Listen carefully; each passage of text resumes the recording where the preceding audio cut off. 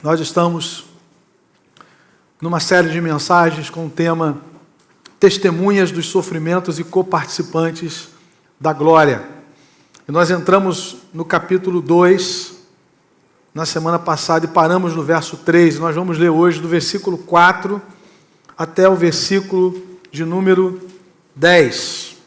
Primeira carta de Pedro, capítulo 2, dos versos 4 ao 10. A palavra do Senhor nos diz o seguinte: à medida que se aproximam dele, a pedra viva, rejeitada pelos homens, mas escolhida por Deus e preciosa para ele, vocês também estão sendo utilizados como pedras vivas na edificação de uma casa espiritual, para serem sacerdócio santo, oferecendo sacrifícios espirituais aceitáveis a Deus por meio de Jesus Cristo. Pois assim é dito na Escritura: eis que ponho em Sião uma pedra angular, escolhida e preciosa, e aquele que nela confia jamais será envergonhado. Portanto, para vocês, os que creem, esta pedra é preciosa, mas para os que não creem, a pedra que os construtores rejeitaram tornou-se a pedra angular, e pedra de tropeço, e rocha que faz cair. Os que não creem tropeçam, porque desobedecem à mensagem, para o que também foram destinados. Vocês, porém, são geração eleita, sacerdócio real, nação santa, povo exclusivo de Deus, para anunciar as grandezas daquele que os chamou das trevas para a sua maravilhosa luz. Antes vocês nem sequer eram povo, mas agora são povo de Deus.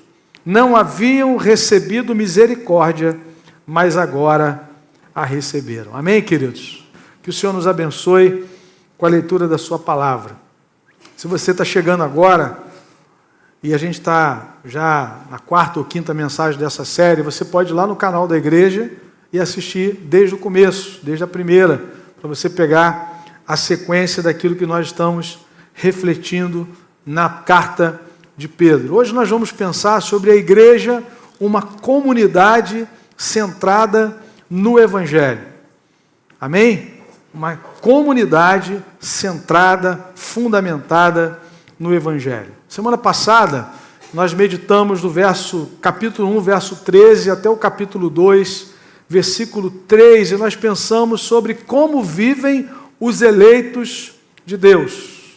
E vimos que a grande ideia daquela passagem é que a comunidade cristã, a igreja, ela é chamada a refletir o caráter santo de Deus e a honrar a preciosa obra salvadora de Jesus Cristo. E nós vimos como que isso acontece. No capítulo 1, no versículo 13, Pedro diz assim: portanto. Quando ele diz portanto ou por isso, ele está ligando tudo aquilo que tinha sido dito dos versículos 1 ao 12. E nos versículos de 1 a 12, ele vai falar da obra de salvação, que foi iniciada na eternidade, antes da fundação do mundo. O planejamento aconteceu antes da criação, foi executada na cruz do Calvário pelo Filho amado, o Filho perfeito de Deus, o Senhor Jesus Cristo. E essa obra é consumada quando nós somos santificados pelo Espírito Santo, para a obediência e a aspersão do sangue de Jesus Cristo. No versículo 3, Pedro diz que nós fomos regenerados, nascidos de novo para uma viva esperança, para uma herança incorruptível. Então essa é a base que Pedro utilizou para mostrar como os eleitos de Deus, aqueles peregrinos dispersos, devem viver na história. E eu falei na semana passada que Pedro começa com o Evangelho. Na verdade, a Bíblia começa com o Evangelho. Muitas vezes nós estamos impressionados e com o olhar voltado para os resultados do Evangelho. Mas Deus começa com o Evangelho. Na verdade, irmãos, em toda a história sempre foi assim. Se nós olharmos, por exemplo, para a história do povo de Israel, Deus se revela primeiro como um Deus redentor, como um Deus salvador. A lei foi dada depois da libertação do Egito. A aliança está lá em Êxodo 19, de fazer daquele povo o povo separado, o povo da aliança. Deus estava cumprindo as promessas feitas a Abraão, mas se revela aos descendentes de Abraão como um Deus salvador primeiro. Ele não disse assim, olha, estão aqui os 10 mandamentos, vocês vão decorando aí os 10 mandamentos, aí no Egito ainda. Né? Se vocês, durante um semestre, guardarem os 10 mandamentos, eu vou tirar vocês daí. Não, primeiro ele tira o povo. Primeiro ele liberta, ele se manifesta como um Deus redentor, um Deus salvador, sem nenhum pressuposto. Um povo escravizado, um povo desacreditado, né? Para mostrar que a salvação vem do Senhor, que a base é o seu amor redentor. E quando Pedro vai tratar aqui agora de como vivem os eleitos de Deus, ele está falando que essa vida só pode ser em resposta àquilo que Cristo fez em nosso lugar. Ele começa com a obra da redenção, começa com o Evangelho, porque a base da nossa santificação é a nossa redenção. Amém, querido? Isso é muito importante nós guardarmos. Qual é a base da nossa santificação? Nosso irmão querido falou muito bem aqui daquilo que Deus faz na nossa vida e vai continuar fazendo de glória em glória até a glorificação. Qual é a base para a santificação? A redenção, o novo nascimento. E nós vimos que o Evangelho é a boa notícia sobre o que Jesus Cristo fez para restaurar o nosso relacionamento com Deus. Essa é uma definição do Timothy Keller na Igreja Centrada. Evangelho é uma notícia. E eu falei na semana passada, né, a ideia dessa palavra é como se um rei saísse para guerrear contra um outro rei e vencesse o adversário. E as pessoas ficaram na cidade. E aí vem o arauto dizendo assim, o nosso rei saiu, guerreou, venceu o inimigo, nós estamos livres. As pessoas que ouviram essa mensagem não fizeram absolutamente nada para que aquela vitória acontecesse. Isso é o Evangelho. Aquilo que Cristo fez para nos libertar, nos reconciliar com o Pai. Amém? Aleluia! Dr. Martin Lloyd Jones ressalta que tornar-se cristão é uma mudança no relacionamento com Deus. Quando cremos e descansamos na obra de Jesus, ela transforma instantaneamente a nossa posição diante de Deus. Passamos a estar nele. O que nós fizemos por isso? Deus entra na história, através do seu Filho amado, para nos reconciliar com o Pai, quando nós éramos inimigos de Deus. E agora a nossa identidade é construída a partir daquilo que Cristo fez. E é Pedro, quando ele diz, portanto, no verso 13, ele está dizendo, a nossa nova vida agora, a nossa vivência nova, nossas atitudes, ele vai falar nessa carta sobre os nossos compromissos sociais, a nossa postura na sociedade, a maneira como lidamos com a família no capítulo 3, a maneira como nós nos portamos diante das provações, quando o fogo ardente chega e vai chegar. A questão não é quando nós vamos ser provados, se é se vamos ser provados, mas é quando. A resposta que nós damos é a resposta do Evangelho, a partir daquilo que Cristo fez em nossas vidas.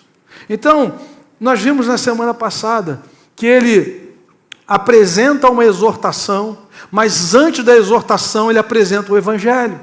Percebam, lembrando, quem esteve aqui, quem não esteve pode acompanhar no nosso canal e assistir as mensagens anteriores. Ele fala, portanto, no versículo 13, a base é o que ele disse nos versos anteriores. No versículo 14, como filhos obedientes, não se deixem amoldar pelos maus desejos de outrora. Geralmente nós focamos no obediente, mas ele diz filhos obedientes. Para ser obediente tem que ser filho primeiro. É o Evangelho e o resultado do Evangelho, que é a obediência. No versículo seguinte, ele diz, uma vez que vocês chamam Pai, aquele que julga imparcialmente as obras de cada um, portem-se com temor. Então a exortação é portem-se com temor, mas quem é que vai se portar com temor? Quem chama Deus de Pai, no início do verso 17. A obra do Evangelho é a adoção em Cristo Jesus. O resultado é o temor a Deus. O resultado é a obediência. Deus vai começar com o Evangelho, depois vem os resultados do Evangelho. As consequências, a aplicação do Evangelho. E às vezes nós estamos voltados para o comportamento. E às vezes exigindo o comportamento de gente que não nasceu de novo ainda. Focados no resultado, esquecendo da essência daquilo que Deus fez em nossas vidas. E quando nós chegamos aqui nesse texto, nós temos que ter esse entendimento, crendo que a igreja é a comunidade dos chamados das trevas para a maravilhosa luz. Sim, o texto vai falar da missão, vai falar de que nós fomos chamados agora para proclamar as virtudes, mas antes vai nos dizer que nós fomos chamados das trevas. O Evangelho vem primeiro, o serviço é consequência. O Evangelho vem primeiro, a obra de Cristo vem primeiro, nos chamando das trevas. Quem é que poderia nos tirar das trevas e nos trazer para a maravilhosa luz? Quem é que faz isso? Paulo diz aos Colossenses, Ele nos libertou. Ele nos libertou. Ele nos libertou do império das trevas e nos transportou para o reino do seu Filho amado, no qual temos a redenção, a remissão dos pecados. É nele. Foi Ele quem nos libertou, foi Ele quem nos transportou, é nele que temos redenção, é nele que temos o perdão de pecados. E agora, querido, obediência, consagração, serviço, adoração, é resultado do Evangelho. Nós não podemos produzir isso em ninguém. Isso é obra de Deus. Amém? E aí nós chegamos nessa passagem, nós vamos aprender aqui que primeiro Deus constituiu a nossa identidade e em seguida Ele estabeleceu a nossa missão. A nossa identidade. Em primeiro lugar, Pedro diz que como igreja remida, trazida das trevas para a luz, salva por Jesus, a igreja agora, os membros da comunidade são pedras vivas. Versículo 4, à medida que se aproximam de quem? Se aproximam dele. Ele nos chamou e agora nós estamos diante dele. Ele quem? A pedra viva. Jesus é a pedra que vive, a pedra viva, aquele que venceu a morte, que venceu os grilhões da morte. A cruz não foi a última parada, a sepultura não foi a última parada, Jesus ressuscitou. Na linguagem de Atos, ele rompeu os grilhões da morte, porque a morte não poderia retê-lo. A morte só pode parar quem é pecador. Jesus é sem pecado.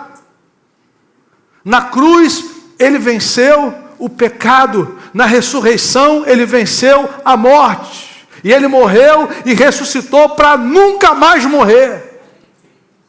Louvado seja Deus. É assim que ele é apresentado em Apocalipse capítulo 1, verso 4 em diante. Estive morto, mas eis que vivo pelos séculos dos séculos. Ele é a pedra viva. E é interessante, qual é a ideia de Pedro? A ideia é de uma construção, que na antiguidade havia uma pedra angular, uma pedra de esquina, e as demais pedras elas eram alinhadas e edificadas a partir dessa primeira pedra, a pedra viva, a pedra de esquina. Pedro está usando aqui uma linguagem para apresentar a igreja como um edifício. Mas, curiosamente, ele está dizendo que o que acontece conosco, o que aconteceu conosco para nós nos tornarmos membros desse corpo e pedras desse edifício, foi um milagre de Deus. Porque nós éramos pedras inúteis, mortas, desacreditadas.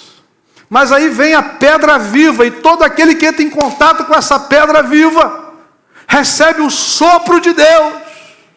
Ele vos deu vida, estando vós mortos em delitos e pecados. Foi assim que nós recebemos, foi nessa condição. Deus prova o seu amor para conosco, Romanos 5,8, em que Cristo morreu por nós, sendo nós ainda pecadores, pedras mortas. Mas aí entramos em contato com a pedra viva, aleluia. E tudo que é tocado por essa pedra recebe vida. Aleluia! Querido, fazer parte da igreja de Deus é um milagre. Quantas pessoas perderam de vista que foram alvos de um milagre, o milagre da ressurreição espiritual. Nós somos pedras vivas, porque a pedra viva tocou em nós. Pegou? Aleluia. Eles ficam doidos para dar esse tapa aqui. A pedra viva. Nós fomos tocados por essa pedra, queridos. E Pedro então diz, à medida que se aproximam dele, à medida que você se aproxima da fonte da vida, aleluia, a pedra viva, rejeitada pelos homens, mas escolhida por Deus e preciosa para Ele, vocês também estão sendo utilizados como pedras vivas, aleluia.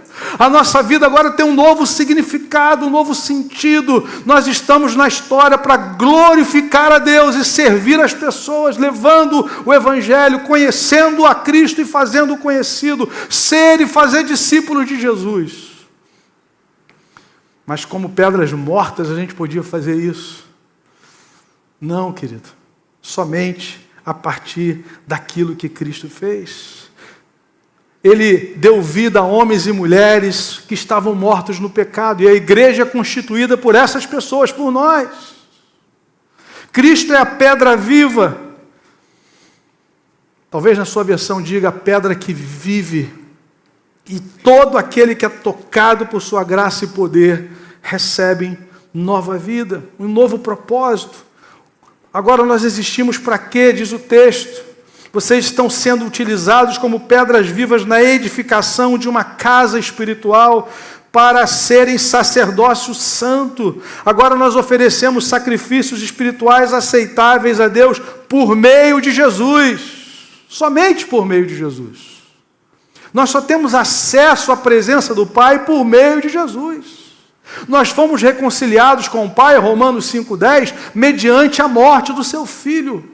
Então, os sacrifícios que oferecemos de adoração, como resultado do Evangelho, são por meio de Jesus. São aceitáveis a Deus porque são por meio de Jesus. Amém, querido? É impossível você servir a Deus sem Cristo. É impossível você viver uma vida de adoração, de testemunha, como um sacerdócio, sem a obra de Cristo na sua vida, em primeiro lugar. Então veja como é que o apóstolo Pedro está se dirigindo àqueles peregrinos dispersos, que estão enfrentando tribulações, provações na história, e ele está encorajando aqueles irmãos e irmãs a ficarem firmes no Senhor. Famílias que estavam sendo impactadas pela provação, pela perseguição, perda de bens, perda de imóveis. Mas Pedro está dizendo, sejam encorajados, porque olhem para quem vocês são diante do Senhor. Olhem para a obra de Cristo na vida de vocês. É isso que define a nossa identidade. Interessante que no Ocidente, na nossa cultura, o que define o homem geralmente é a sua profissão. Agostinho dizia, se você quer saber quem é uma pessoa, não pergunte aquilo que ela faz, mas pergunte aquilo que ela mais ama. Porque no Ocidente nós temos essa questão, você pergunta para uma pessoa, quem é você? Ela vai dizer, eu sou médico, eu sou engenheiro.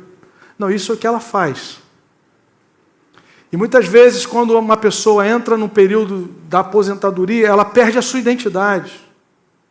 Ou se por acaso uma mulher, hoje, no nosso tempo, que por alguma razão faz uma opção de ficar em casa por um tempo para se dedicar aos filhos, se alguém pergunta quem ela é, algumas vão dizer assim, eu não sou nada, eu só sou uma dona de casa que estou aqui criando os meus filhos. Porque na nossa cabeça, a nossa identidade está construída a partir da nossa profissão. Uma pessoa, por exemplo, se aposenta por invalidez, como eu conheço pessoas assim, e não perderam a sua vida, e não perderam a sua identidade. No Oriente, geralmente a identidade está ligada à família. Por isso você lê na sua Bíblia, Simão, filho de João, Josué, filho de Num, Bartimeu, filho de Timeu, porque a identidade está ligada à família, e geralmente o trabalho estava em família. Mas no Evangelho, a nossa identidade é definida a partir daquilo que Cristo fez em nosso lugar. Você vai se aposentar, você vai continuar sendo filho amado de Deus em Cristo. Você vai ter que interromper a sua atividade por alguma razão, você continua filha amada de Deus em Cristo Jesus. Porque o que nos define é aquilo que Cristo fez. Veio para o que era seu, os seus não o receberam, mas a todos quantos o receberam, deu-lhes o poder de serem feitos filhos de Deus, aqueles que creem no seu nome. Deu-lhes o poder de serem feitos, significa que nós não éramos pedras mortas, mas agora nós somos pedras que vivem, porque nós estamos alicerçados na pedra viva, aquele que venceu, aleluia.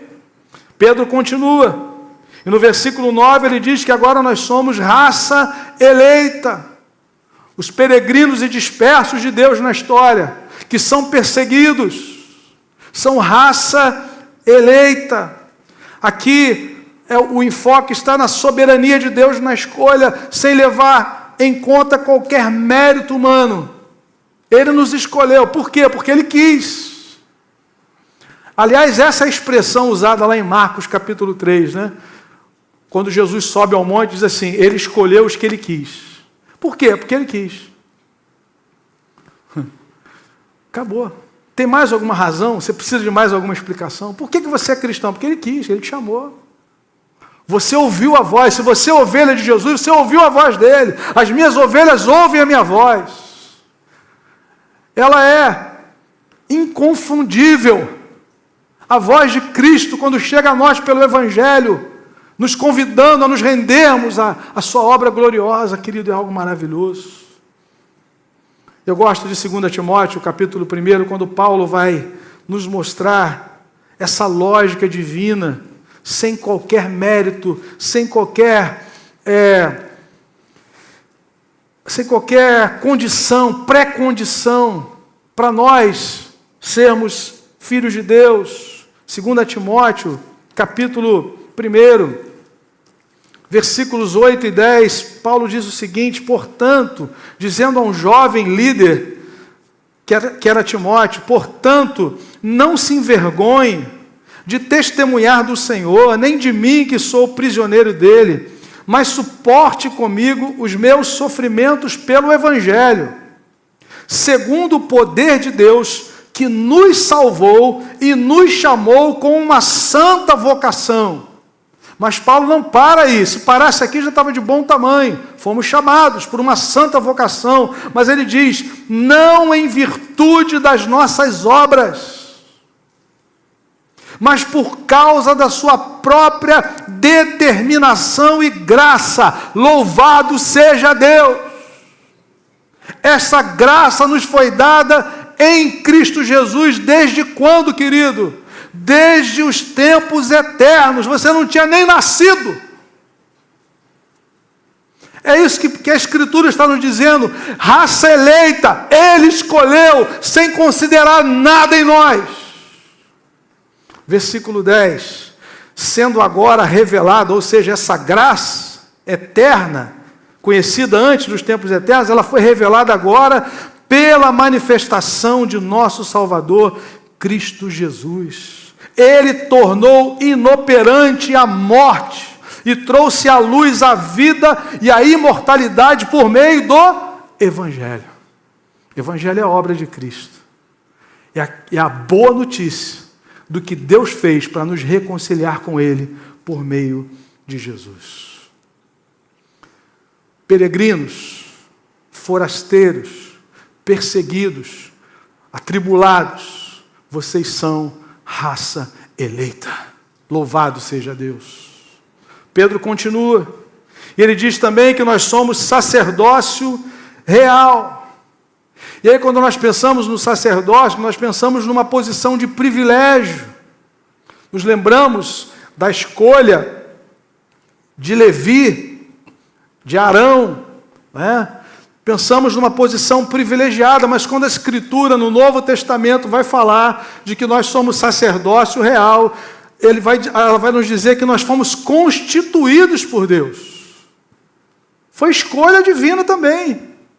Não fomos nós que nos apresentamos e dissemos, olha, eu queria ser um sacerdote.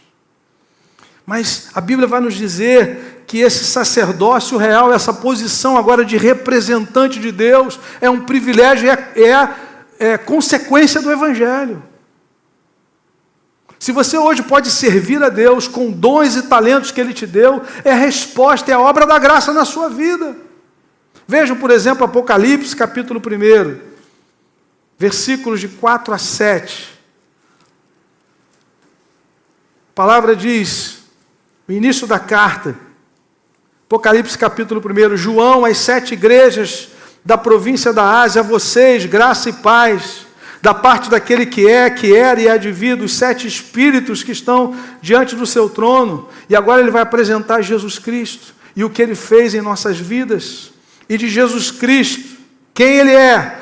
Testemunha fiel, o primogênito dentre os mortos, o primeiro a vencer a morte, o soberano dos reis da terra. Como era importante aqueles ouvintes de João receberem, aqueles que estavam recebendo em primeira mão essa carta, porque ele estava sendo perseguido, porque não se curvavam diante do imperador, e ele está dizendo que Jesus Cristo, ele é o soberano dos reis da terra, ele nos ama, e nos libertou dos nossos pecados por meio do seu sangue. E aí vem o que ele fez agora a partir dessa nova identidade que recebemos nele. Nos constituiu reino e sacerdotes para servir a seu Deus e Pai.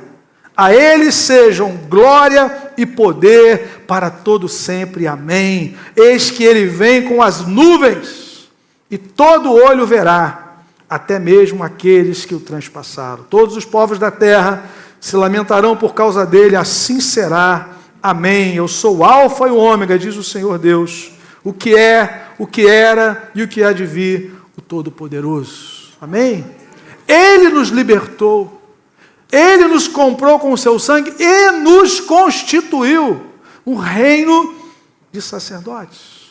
É uma posição privilegiada, poder falar em nome de Deus, poder orar pelas pessoas, porque o sacerdote não só intercedia, lógico, na antiga aliança ele mediava a presença de Deus, e isso não precisa mais. Nós não somos mediadores da presença de Deus, como na antiga aliança, porque Cristo é o único mediador. Mas nós somos representantes de Deus na história. Que privilégio você poder orar, você poder ministrar a palavra da parte de Deus, mas isso é resposta ao Evangelho. Ele nos constituiu nessa posição. Amém, amados? Então nós estamos sendo convidados a refletir sobre o tamanho da graça de Deus nas nossas vidas. E ainda tratando da nossa identidade, no verso 9, Pedro também diz que nós somos nação santa. Ele está dando continuidade ao que ele já falou no verso 2, que nós fomos santificados pela obra do Espírito Santo. Essa separação é operada pela obra do Espírito. E ela se concretiza nas nossas vidas, na nossa regeneração. Ele diz no verso 3 que nós fomos regenerados por nosso Deus e Pai, por causa da sua muita misericórdia. E ela se efetiva exatamente nesse momento, do arrependimento e da fé em Cristo Jesus. Jesus entra na história e diz, o reino está aqui, arrependei-vos e crede no Evangelho. E essa resposta em arrependimento e fé é obra de Deus na nossa vida. É a evidência da nossa eleição, é a evidência da nossa regeneração. Quando Deus nos santifica, nos separa para Ele. E Pedro está escrevendo para pessoas que viviam lá no Império Romano. O Império Romano herdou o panteão de deuses gregos, só trocou os nomes, e implantou também a questão da adoração ao imperador como Quírios, como Senhor. Então esses irmãos estão ali, no olho do furacão, convivendo com cidades cosmopolitas, entregues à devassidão sexual, vivendo nesse contexto todo, e Pedro está dizendo, olha, vocês são fazem parte da nação santa. Gente que foi comprada, gente que foi separada, gente que foi selada com o Espírito Santo, que está na história como peregrinos caminhando, sabem para onde vão, louvado seja Deus, e tem uma vida totalmente nova pela obra do Espírito Santo, a partir daquilo que Cristo fez na cruz do Calvário. Amém, querido? E no verso 10, ele ainda acrescenta: vocês não eram povo. Parte do público de Pedro aqui, a maior parte era de gentios. Mas ele está falando no sentido geral, também a nós, que nós não éramos povo. Nós não nascemos no reino de Deus pelo nascimento biológico. Nós já nascemos no pecado. Nós já herdamos uma natureza pecaminosa. E Pedro está dizendo: antes vocês nem sequer eram povo, mas agora são povo de Deus, aleluia. Não haviam recebido misericórdia, mas agora a receberam. Deus é o rei absoluto desse povo. É povo de propriedade exclusiva.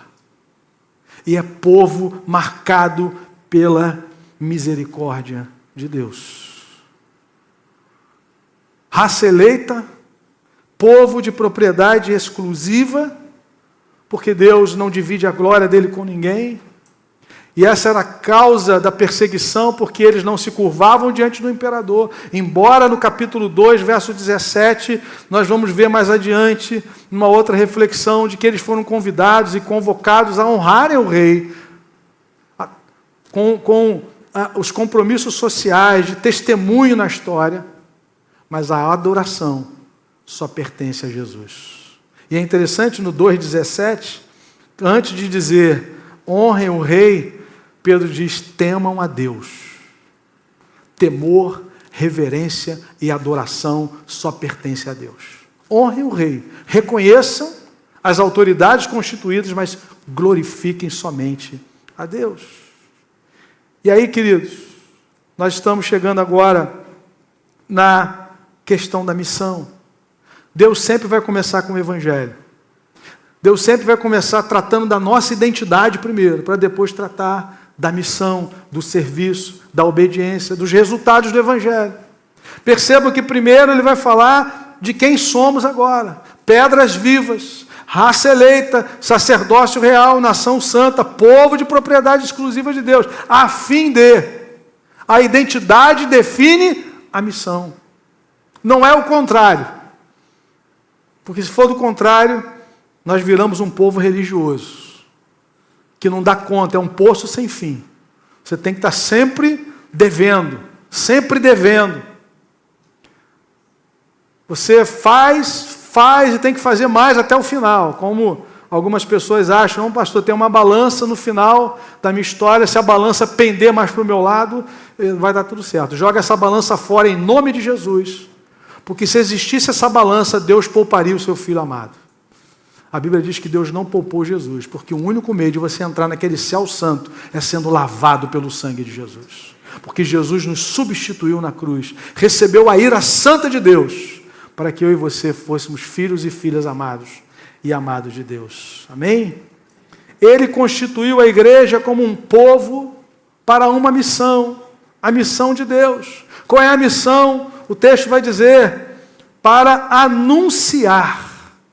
Nós fomos chamados para anunciar. O Evangelho é uma notícia. Amém, querido? Eu e você fomos chamados para anunciar essa notícia que nós ouvimos. Não fizemos nada para aquilo acontecer, mas fomos chamados agora, não somente para receber, sermos perdoados, temos a nossa identidade transformada, mas também a participarmos disso. Isso também é obra da graça. Anunciar o que, amado? O texto diz: as grandezas daquele que nos chamou das trevas para a sua maravilhosa luz. Não percamos de vista o público-alvo de Pedro: peregrinos. Peregrinos eleitos. Versículo 1. Eleitos de Deus, peregrinos dispersos. Quando a gente pensa em peregrino, da perspectiva humana, geralmente são pessoas que não têm compromisso com o local onde elas estão de passagem. E muitas delas num estado de tanta vulnerabilidade que o máximo que elas querem é um socorro. Elas não têm uma perspectiva que estão ali para construir algo. Isso é obra da graça de Deus. A gente vê pessoas que eram peregrinas, que eram forasteiras, que eram exiladas, que foram alcançadas pela graça de Deus na história e se transformaram em bênção para a nação que as acolheu. Isso numa perspectiva humana. Mas aqui é o contrário. É muito interessante que marca a diferença entre os eleitos de Deus e os peregrinos desse mundo, é que os peregrinos no mundo não possuem senso de missão na história. Estamos passando, se esse lugar não é nosso, então deixa acontecer. Deixa à vontade.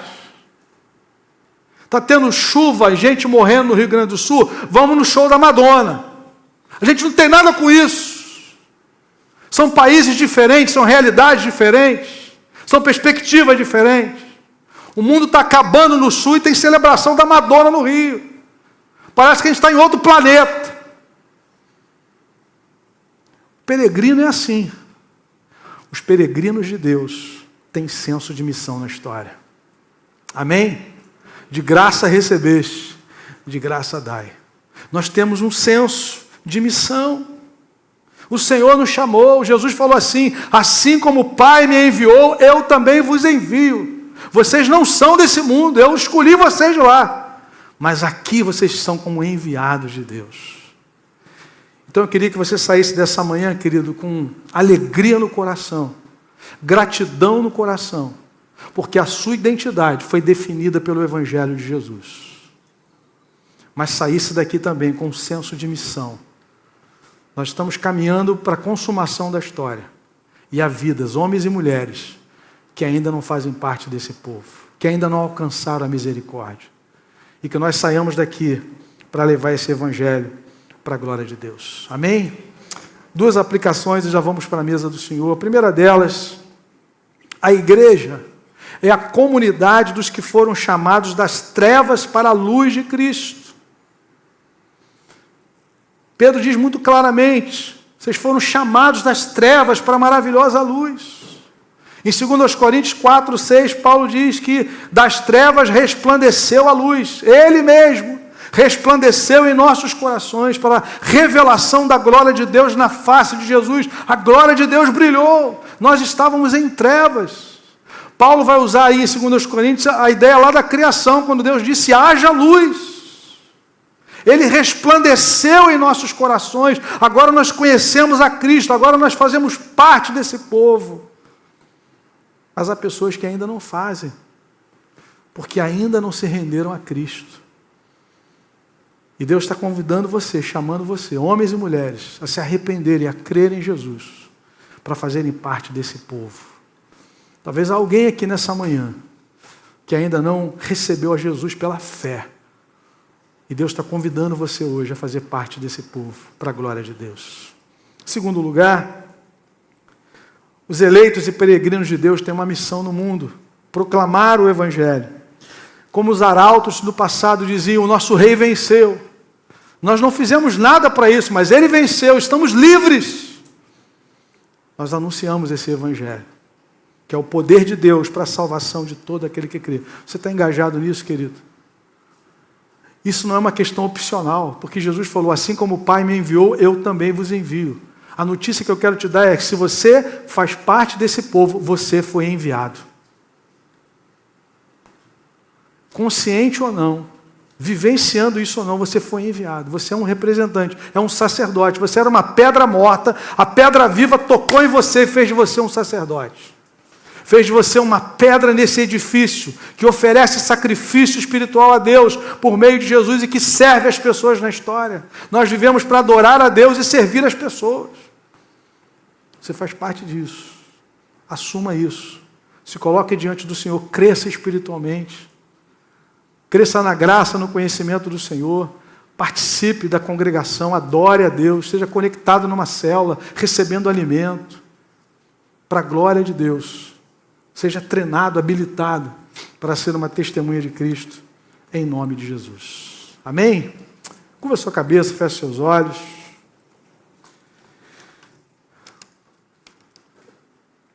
Vamos preparar o nosso coração para esse momento do culto ainda.